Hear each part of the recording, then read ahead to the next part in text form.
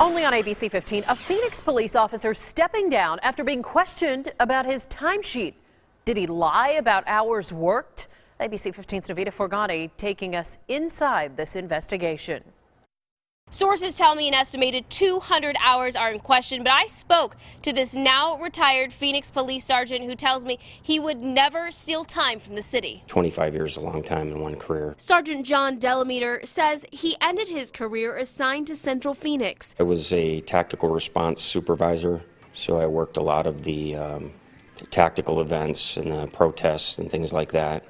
And then I supervised the city housing project. Years of service came to an end on February 10th when Sergeant Delameter resigned. In light of, the way things were, the way they were looking at the time, I just felt like it was time. The Phoenix Police Department launched an investigation into Sergeant Delameter's hours a few months ago. Soon after, he took medical leave and came back to resign. We wanted his side of the story. It's difficult to do that at this time, but it's what I can say is it's not what somebody would perceive if they just heard one side of it. The investigation centered around claims that the sergeant would come in late and leave early. Sources say Delameter was flexing his schedule with permission from his supervisors. Depending on what job you have on the department, especially when you work for a specialty squad, there's a lot more flexibility than if you work, say, a typical patrol squad. There's a lot of times when you're called in at the last minute. There's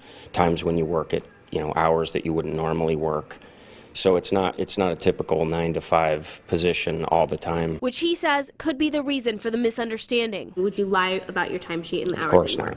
Of course not. The Phoenix Police Department tells me that an investigation is still ongoing. Sources say that he is being investigated criminally, and once those results are done, they will be handed over to the county attorney's office for review. Back to you. Officials with the Phoenix Police Sergeants and Lieutenants Association say this case points to the extreme problems the Phoenix Police Department has with tracking their flex time.